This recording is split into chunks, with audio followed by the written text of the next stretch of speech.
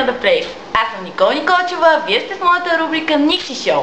Ако се чувствате спрели, ако не ви се прави нищо или имате проблеми, не изпускайте седмичното шоу.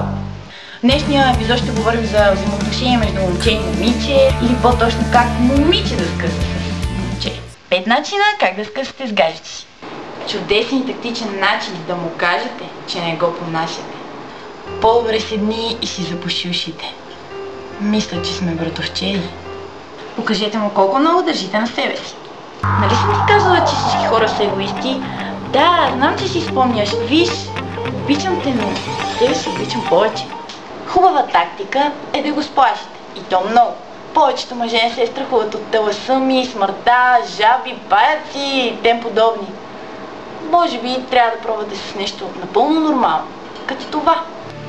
Нали знаеш колко много те обичам и искам да прекарам остатък от дните си с теб, да имаме деца, да се оженим, да имаме къща, куче и да бъдем заедно завинаги.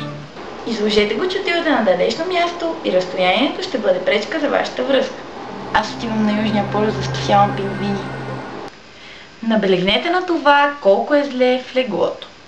Виж, не ми доставяш достатъчно удоволствие, имаш много малки възможности, като цяло проблема не е малък, но той ти е малък. Той ти е малък. Какво?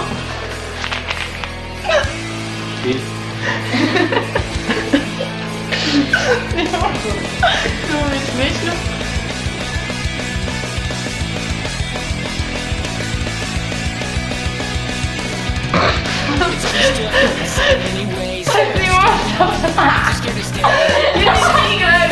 Ама не може да ли тогедър да го правим? Не пади ли си тук?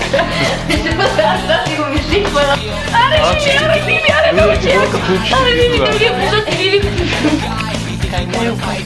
Не ми смисъл, така ли е заглавието? Аре бе!